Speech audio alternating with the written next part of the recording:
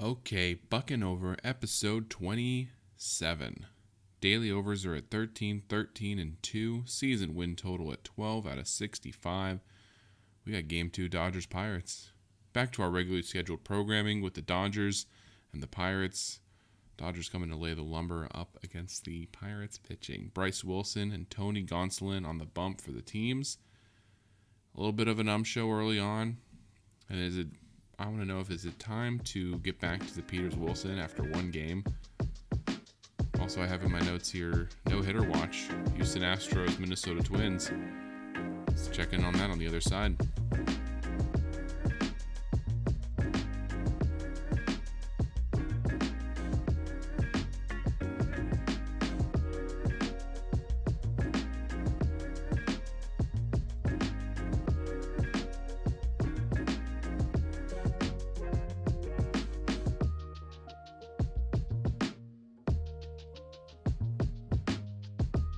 Alright, so as I'm setting up and recording, I have no-hitter watch. Houston Astros going against the Minnesota Twins. Justin Verlander still pitching and dealing even at his age. Incredible. As I go to boot up the camera, gives up a single. So one hit, he looks done too. So 8 innings, 1 hit for Verlander, almost a no-hitter. Quite the opposite story for Bryce Wilson in Pittsburgh. If yesterday the Pirates caught the Dodgers napping, well, they woke up today. Top of the first, Freddie Freeman doubles, Trey Turner doubles to score Freddie Freeman, Justin Turner doubles to score home Trey Turner, 2-0, first inning, Bryce Wilson. Problems in the first inning again. Get him to the third. Bottom of the first, Pirates are looking to answer. Brian Reynolds doubles. Gammel's on third. Hayes flies out to Mookie Betts, which, if you remember last year, had an amazing spin throw home. They send Gammel. Mookie has another strong throw, gets him out. Next year maybe Pirates will remember to just don't run a Mookie. He's got a cannon. Vogelback walks, though, so men on base. Yoshi with an insane in bat. I think it was a 12-pitch at bat. And they called strike 3, maybe 1.5 feet inside.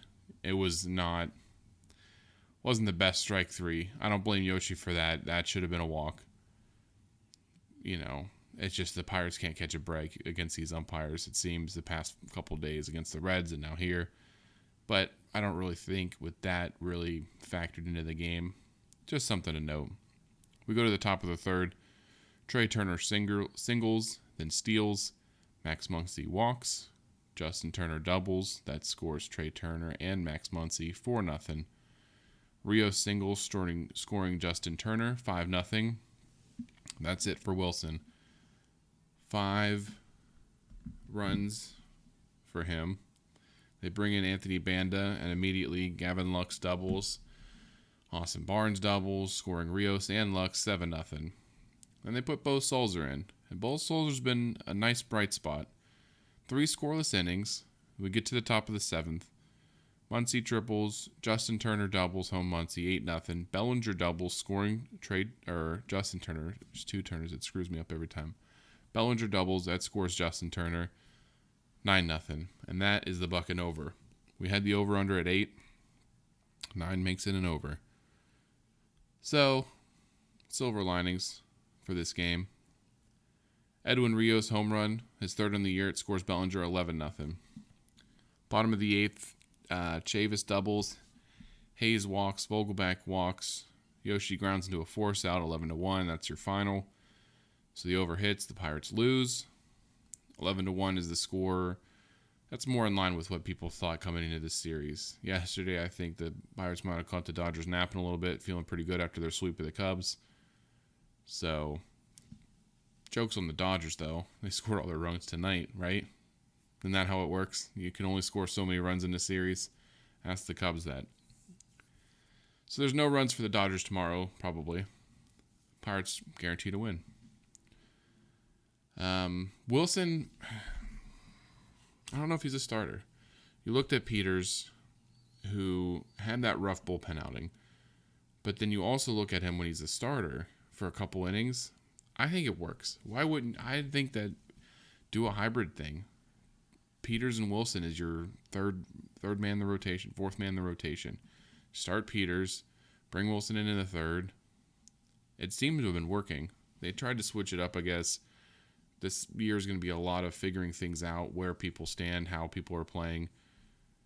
But I don't see anything wrong with having a hybrid starting tandem. Somebody opens because Wilson clearly does not do well in the first couple innings.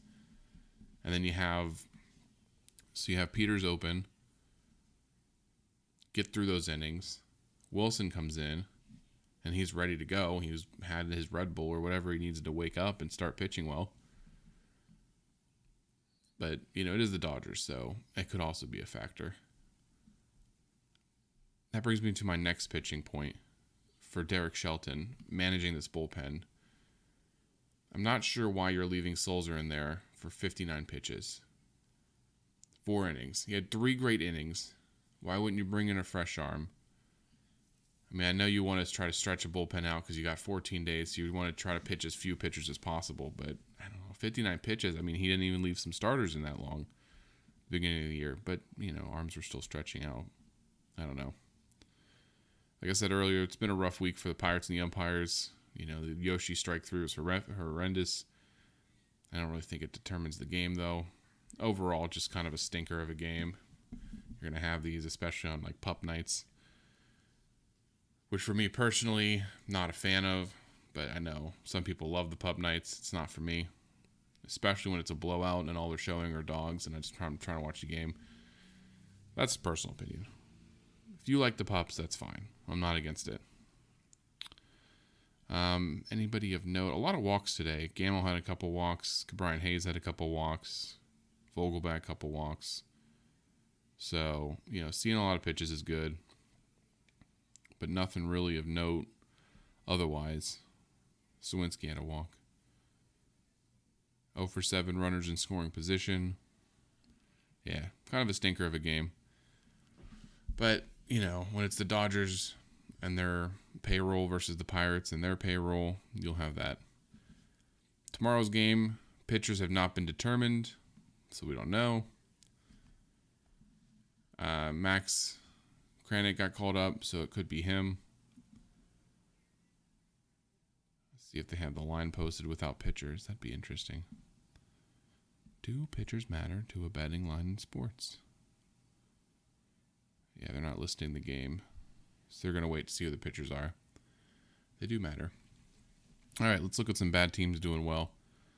We're keeping our eye on the Red Sox, who I believe are up on the Braves. Yep, 6-4 in the bottom of the 8th. Red Sox and Braves, both kind of iffy teams. Braves are coming back on strong, though. Orioles, who I said yesterday. Oh, that game just went final. Orioles, who beat the Royals 6-1, just beat the Cardinals 5-3. So that was their back-to-back win. And it looks like the Reds. Oops. We got who did we have from yesterday? The Reds. The Pirates lost. The Cubs and the Padres just started. It's 2-2 in the third. Phillies are down 3-0. The Reds. Why can't I find that score? Is it because they went to extras? Wouldn't that be something? Seriously, where did this score go? There it is. Reds lost 5-4. All right, so that's pretty much all I have for this episode. Not too much to talk about. An 11-1 beatdown. Daily overs are at 14, 13, and 2. So we're back over that 500 mark, which you love to see. Season total still sits at 12 out of 65. Game 3 tomorrow is noon game. Bucks and Pucks, 12:30. Pirates, 7 p.m. Penguins, go Pens. Knock the Rangers out. Shut those fans up from New York. Yeah, we'll be back tomorrow with more coverage of the overs of the Pirates. Let's get another over. Let's get a Pirates win, take the series, get to 13 wins on the season, and we'll be back on the Bucnover.